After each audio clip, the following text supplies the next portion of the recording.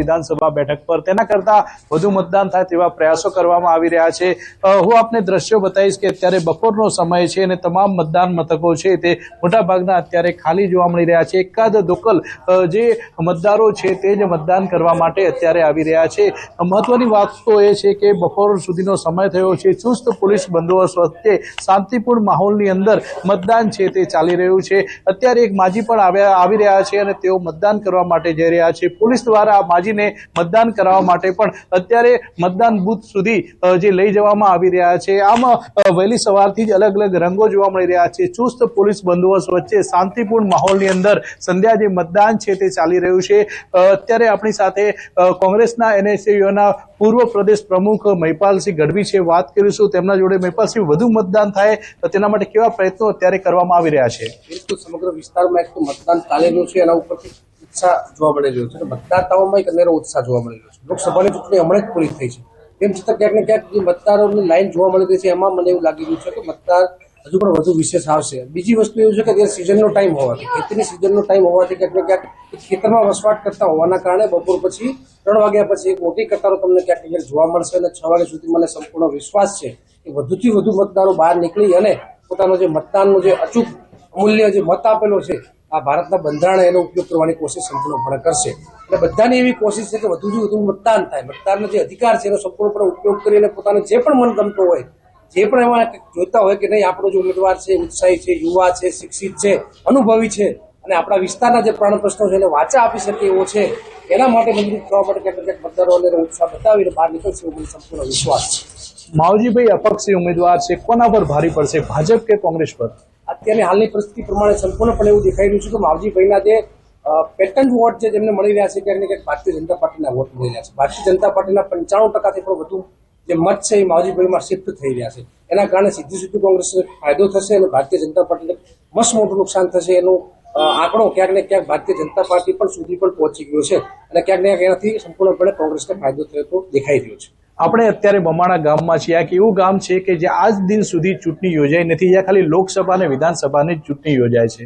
જી, આ ગામ જ્યારથી પંચાયતી રાજ્ય આવ્યું ત્યારથી માંડીને અત્યાર દિન સુધી બમાણા ગામમાં ગ્રામ પંચાયતની ચૂંટણી ક્યારે આયોજન થયું નથી। એના પાછળનું કારણ છે ગામની સમગ્ર પ્રજાઓનું સમરસતા, તમામ જાતિ જ્ઞાતિ બધાથી પરે ઉતરી અને આખા ગામની બધી પ્રજાઓ એક સાથે મળીને નક્કી કરી નાખે છે કે આપણા ગામમાં કોઈ પણ પ્રકારના વાદ ને વિવાદની જરૂર નથી, પોલીસ ફરિયાદની જરૂર નથી। તેથી કોઈ પક્ષાપક્ષીમાં આવ્યા વગર માત્ર ને માત્ર એક કોઈ વ્યક્તિને નક્કી કરી દેવામાં આવે છે કે ભાઈ એ વ્યક્તિને આપણે નક્કી કરશું તો ગામમાં અંદરો અંદર ઝઘડા નહીં થાય, વાદ વિવાદ નહીં થાય, જ્ઞાતિ વચ્ચેના ભેદભાવો નહીં થાય અને વિકાસના જે કામો છે આ સરળતાથી થઈ શકશે। કારણ કે સમરસ ગામ મળે એને બન્યા પછી પણ ક્યાંક ને ક્યાંક સરકાર, રાજ્ય સરકાર હોય કેન્દ્ર સરકાર પણ એક વિશેષ ગ્રાન્ટ ફાળવતી હોય, એનો પણ સીધો લાભ ક્યાંક ને ક્યાંક આ ગામને થતું જોવા મળે છે। અને તમે પણ જોઈ શકશો કે બીજા ગામોના કમ્પેરમાં ક્યાંક ને ક્યાંક મમાણા ગામના રોડ હોય, રસ્તા હોય, ગટર વ્યવસ્થા હોય, પાણીની વ્યવસ્થા હોય, તમામ નાના ખેતરોમાં જતા ઉપર રસ્તાઓ ક્યાંક ને ક્યાંક આ બધા વિકાસ શક્ય ત્યારે બને જ્યારે એક ગામ એક સૂરમાં હોય। એટલે સૂરમાં હોવાનું કારણ એ છે કે સમરસતાના કારણે ક્યાંક ને ક્યાંક મમાણાનો વિકાસ શક્ય બન્યો છે।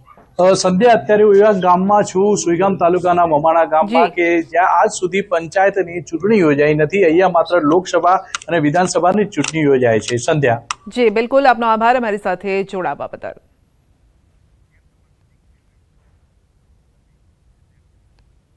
બુલેટિનમાં અત્યારે બસ આટલું જ, રજા આપશું, નમસ્કાર।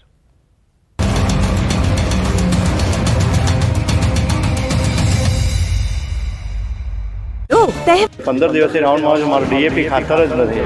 ખેડૂતો હાલ શિયાળુ પાકની વાવણીમાં તૈયારીઓમાં લાગી ગયા છે, ત્યારે અંબાજી પંથકનો ખેડૂતો માટે ડીએપી ખાતરની અછત સૌથી મોટી મુશ્કેલી બની છે। દાંતા તાલુકામાં આદિવાસી ખેડૂતોને ડીએપી ખાતર પૂરતા પ્રમાણમાં ન મળતા હોવાની રાવ ઉઠી છે। સમગ્ર તાલુકામાં ખાતરનો એકમાત્ર ડેપો દાંતામાં આવેલો છે, જ્યાં હાલ ડીએપી ખાતરની ભારે અછત જોવા મળી રહી છે। એટલું જ નહીં, ખેડૂતોને પૂરતા બિયારણ પણ નથી મળી રહ્યા। આસપાસના ગામડાના ખેડૂતો વારંવાર ભાડું ખર્ચીને ખાતર અને બિયારણ માટે દાંતા ધક્કા ખાઈ રહ્યા છે, પરંતુ તેમને ખાતર અને બિયારણ વગર જ પરત ફરવું પડે છે। ખાતર ડેપોમાં માત્ર યુરિયા ખાતરનો જથ્થો પડ્યો છે, પરંતુ ખેડૂતોને હાલ વાવણી માટે ડીએપી ખાતરની વધારે જરૂર છે, જે અત્યારે ખેડૂતોને મળી નથી રહ્યું। ખેડૂતોનું કહેવું છે કે શિયાળુ સિઝનની વાવણીનો સમય થઈ ગયો છે, ખાતર અને બિયારણ નહીં મળે તો તેમની સિઝન બગડશે અને તેમને આર્થિક નુકસાની થશે। જેથી સરકાર ઝડપથી ખાતર અને બિયારણનો જથ્થો પૂરો પાડે। જો સમયસર ખાતરની સમસ્યાનો હલ નહીં કરાય તો શિયાળાની સાથે સાથે ઉનાળુ સિઝન પર પણ તેની અસર વર્તાશે અને ખેડૂતોને ભારે મુશ્કેલી વેઠવાનો વારો આવશે। સમગ્ર ગુજરાતમાં રક્તદાનમાં સુરત આગળ પડતું છે, પરંતુ હાલ સુરતમાં જ લોહીની અછત વર્તાઈ રહી છે. સુરતમાં દરરોજ 600 યુનિટ લોહીની જરૂર હોવાની સામે માત્ર 200 યુનિટ જ આવક છે. તેની પાછળ દિવાળી વેકેશનનું કારણ માનવામાં આવી રહ્યું છે. દિવાળીના તહેવારોમાં સુરતમાંથી મોટી સંખ્યામાં લોકો પોતાના વતન જવા નીકળી ગયા છે, જેના કારણે બ્લડની આવકમાં ઘટાડો નોંધાયો. આમ તો સુરત શહેર દાનની ભૂમિ કહેવાય છે. દેશભરમાં કોઈ પણ સમસ્યા હોય ત્યારે જરૂરી સુરતી લાલાઓ આગળ હોય છે. સામાન્યપણે સુરતમાં પણ અલગ અલગ વિસ્તારોમાં દરરોજ કોઈને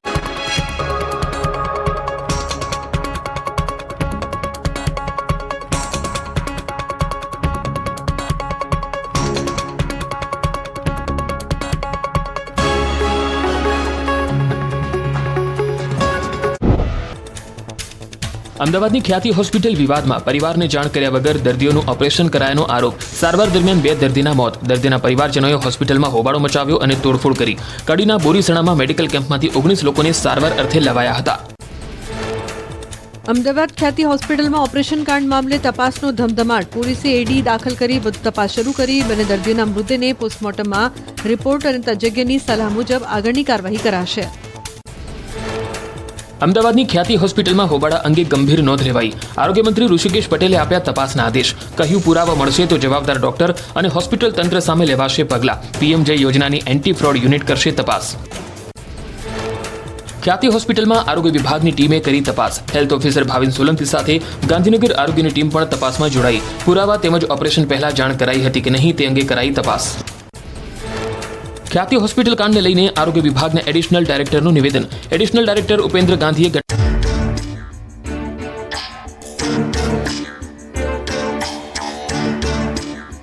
તિરુપતિ એડિબલ ઓઇલ્સ, દરેક તહેવાર હેલ્ધી તહેવાર.